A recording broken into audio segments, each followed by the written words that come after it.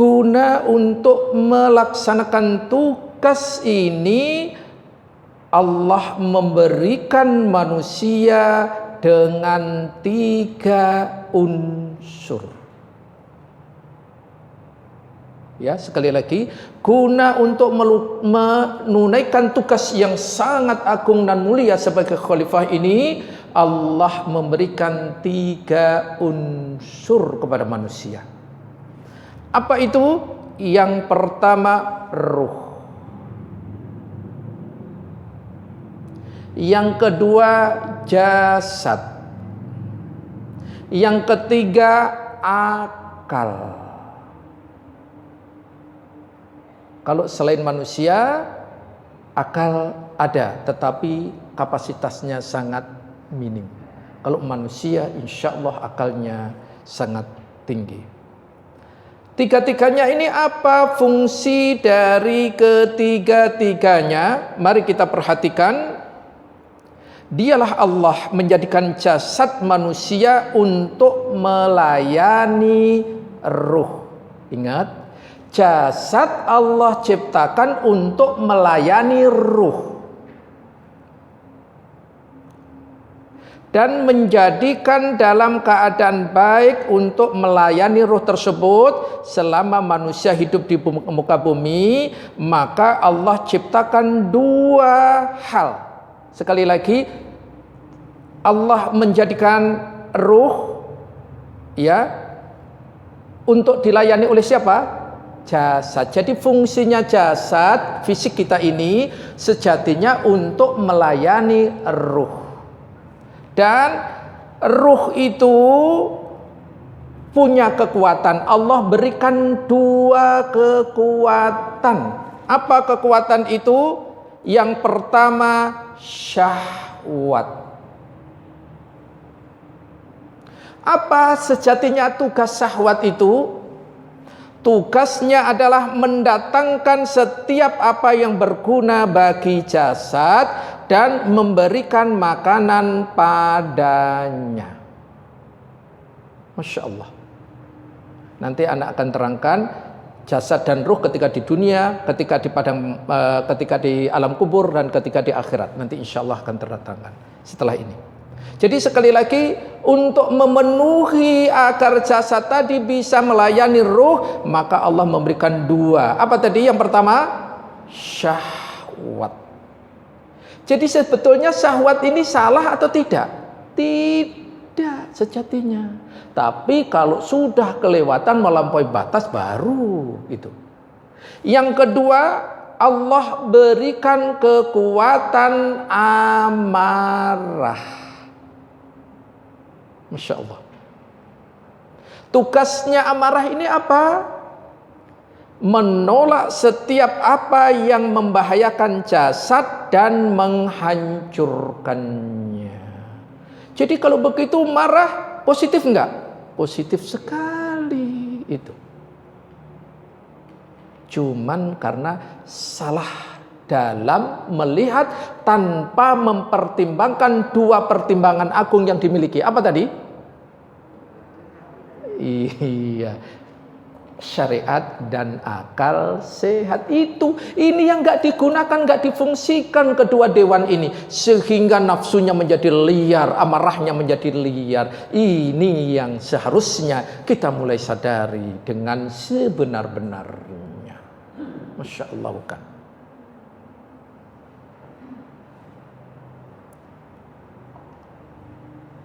Baik, mari kita perhatikan.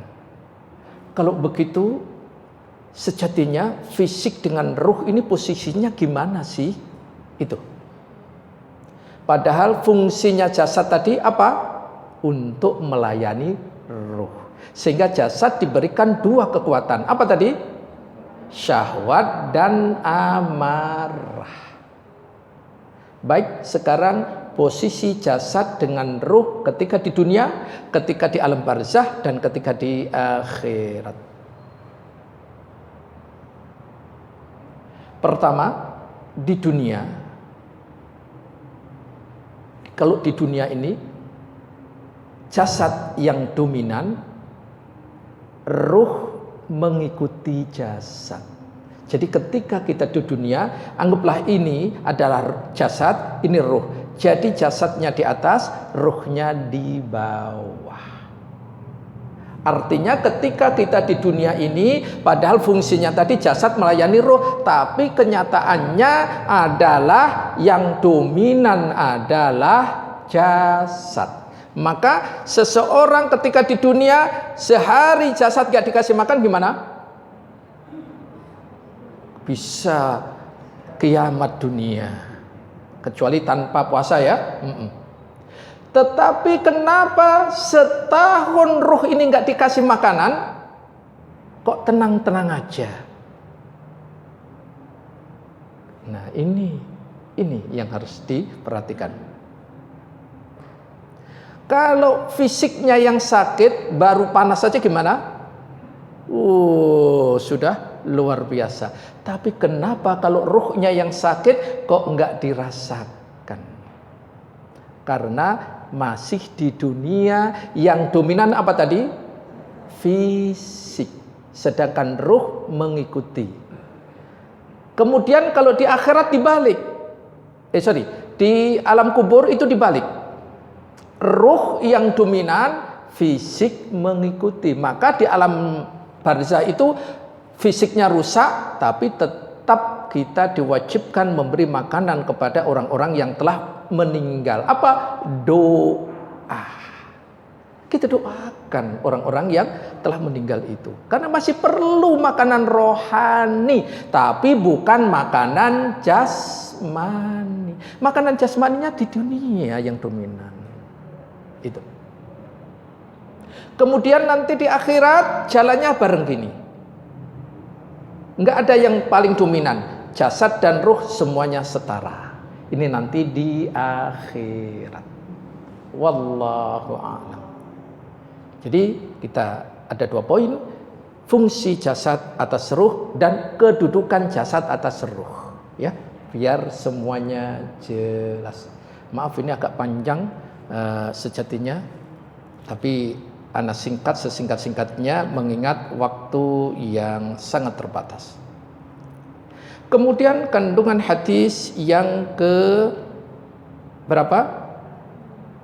4. Kalau marah tercela nggak usah dikasih tahu, pasti sudah tahu lah ya.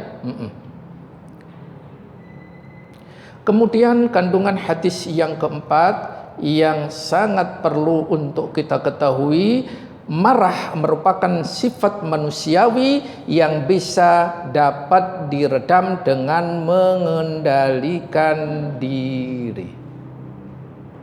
Bagaimana syariat agar ketika emosi bisa dikendalikan? Islam adalah agama solusi. Tidak ada satu pun permasalahan kecuali Islam membawa solusi di dalamnya. Cuman masalahnya kita tahu nggak bagaimana cara mendapatkan solusi dari masalah itu. Demi Allah, Islam datang bukan untuk membuat masalah, tapi Islam datang untuk menjadi rahmatan lil alamin. Jadi kalau gitu, adakah masalah yang enggak terselesaikan di dalam Islam? Enggak ada. Ini yang harus kita yakini. Pertanyaan besar, sudahkah kita mendapatkan solusi-solusi dari masalah-masalah yang ada? Kalau bisa, luar biasa. Mari kita buktikan. Contoh faktor kerusakan yang terberat karena marah. Maka bagaimana Islam menjadikan marah ini bisa terkendali? Maka ada beberapa contoh yang disampaikan Islam melalui syariatnya yang dibawa oleh Rasul sallallahu alaihi wasallam, langkah-langkah yang diambil ketika orang ini sedang marah agar bisa terkendali. Yang pertama, segera memohon perlindungan kepada Allah dari godaan syaitan. Jadi ketika orang ini marah, maka langkah yang paling efektif adalah langsung berta'awudz, memohon kepada Allah dari godaan syaitan dengan lafaz a'udzubillahi minasyaitonirrajim atau lafaz-lafaz ta'awudz yang lainnya. Yang ana sampaikan yang sangat mafhum di kalangan kaum muslimin. Padahal masih ada. Apa dalilnya? Dari sahabat Sulaiman bin Sur radhiyallahu an, beliau menceritakan suatu hari saya duduk bersama Nabi sallallahu alaihi wasallam. Ketika itu ada dua orang yang saling memaki. Salah satunya telah merah wajahnya dan urat lehernya memuncak. Kemudian Rasul sallallahu alaihi wasallam, sungguh saya mengetahui ada satu kalimat jika dibaca oleh orang ini marahnya akan hilang. Jika dia membaca a'udzubillahi minasyaitonirrajim. Hadis riwayat Bukhari dan Muslim. Itu. Jadi langkah pertama apa tadi kalau marah? Ta'awudz. Itu. Yang kedua, diam dan jaga lisan.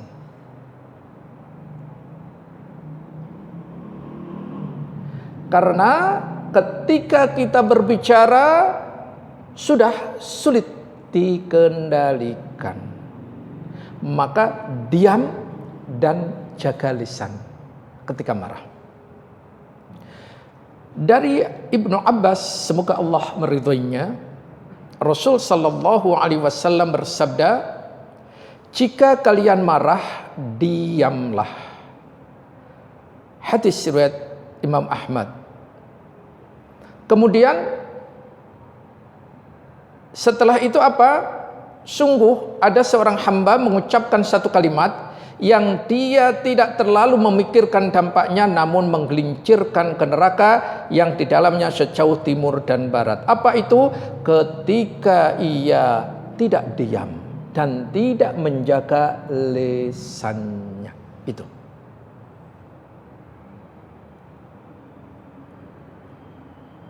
Oleh karena itu perlu untuk kita poin kedua ini, begitu emosi, diam, jaga lisan.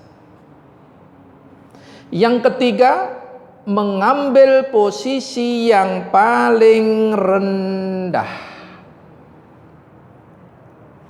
Ketika marah tadi posisinya berdiri, duduk. Ketika emosinya tadi dalam keadaan duduk, maka berbaring.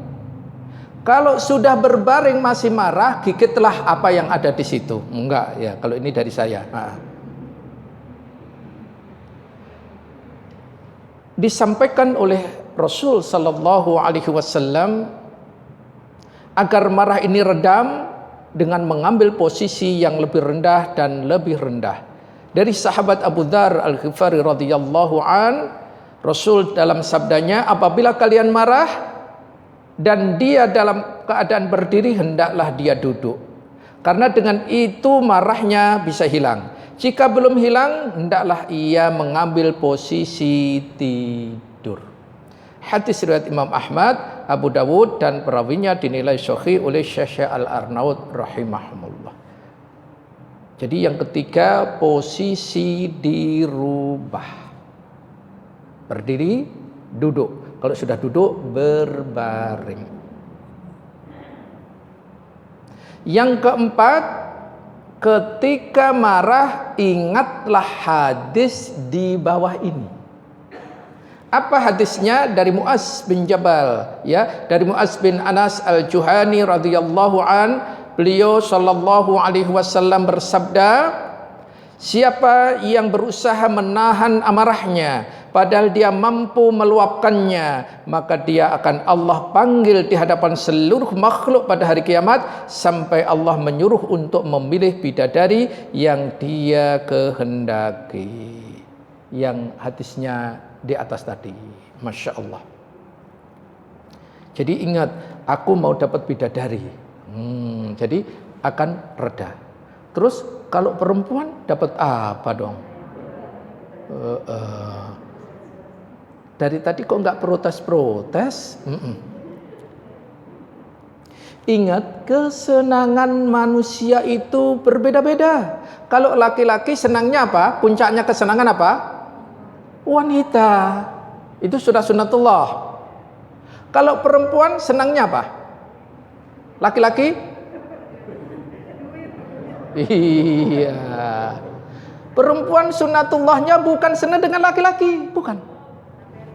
Tapi harta benda yang banyak itu loh. Maaf, ini kelemahannya wanita di situ. Loh memang iya, ini sunnatullah. Ingin tahu dalilnya? Silahkan surat 3 ayat 14. Jelas sekali itu.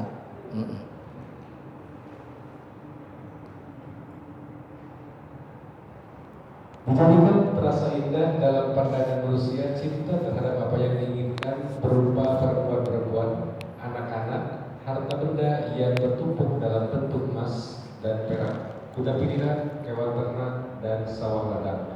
Itulah kesenangan hidup di dunia, dan di sisi Allah lah tempat kembali yang baik. Iya, jadi dijadikan terasa indah pandangan manusia akan kecintaannya kepada apa? Wanita-wanita. Ini untuk laki-laki. Kemudian anak-anak itu untuk laki-laki dan perempuan. Kemudian harta benda yang banyak dari emas, perak, kuda pilihan dan sebagainya. Jujur, laki-laki yang tampan tapi miskin. Ada aki-aki yang 99 tahun tapi kaya raya. Gadis pilih mana? Jujur aja. Iya. Paling pilih yang 99 tahun, yang kaya raya, doain besok meninggal, kan gitu. Jangan seperti itu ya. Baik, kita lanjutkan yang kelima. Cara meredam emosi yang kelima, berwudu atau mandi. Ya, berwudu atau mandi.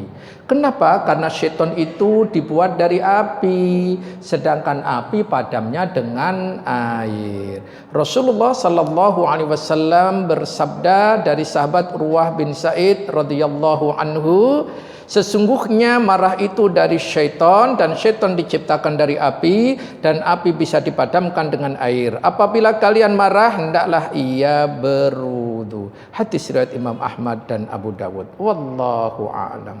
Itulah poin keempat. Sekarang kandungan hadis yang terakhir, yang kelima, diharamkan bertindak melampaui batas terhadap orang lain baik ketika sedang marah maupun tidak. Ketika Islam datang, dizalimi boleh membalas tapi maksimal setara.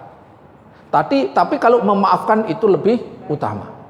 Tapi ketika membalasnya melebihi dari yang ia peroleh, maka itu kezaliman, melampaui batas. Misalkan ditampar pipinya, maka ketika ingin membalas nggak boleh lebih sakit daripada ia peroleh. Itu gimana ngukurnya? Wallahualam, makanya nggak usah dibalas karena susah ngukurnya. Jadi sekali lagi, boleh membalas tetapi maksimal sama dengan apa yang diperoleh. Kalau melebihi berarti ia berbuat kezaliman. Padahal kezaliman itu merupakan kegelapan. Oleh karena itu, lebih baik kita memaafkan kesalahan orang lain. Hilangkan sifat balas dendam, hilangkan ingin membalas, hilangkan kita ingin melampiaskan amarah kita. Ingat, balasan kita kalau sudah kita ambil di dunia, di akhirat kita nggak mendapat apa-apa. Ingat, Rasulullah nggak pernah sedikit pun membalas kezaliman-kezaliman yang dilakukan oleh musuh-musuhnya, dibalas dengan kezaliman. Tidak pernah sama sekali. Itu uswatun hasanah kita. Itu yang harus kita tiru. Itu yang harus kita contoh dalam kehidupan sehari-hari. Demikian materi kita pada hari ini. Semoga Allah jadikan ilmu yang bermanfaat bagi kita semuanya. Mari kita akhiri. Subhanakallahumma wa bihamdika asyhadu an la ilaha illa anta astaghfiruka wa atubu ilaik. Wa sallallahu ala nabiyyina Muhammad wa ala alihi wa sahbihi wasallam. Wa akhiru da'wana anil hamdulillahi rabbil alamin. Wassalamualaikum warahmatullahi wabarakatuh.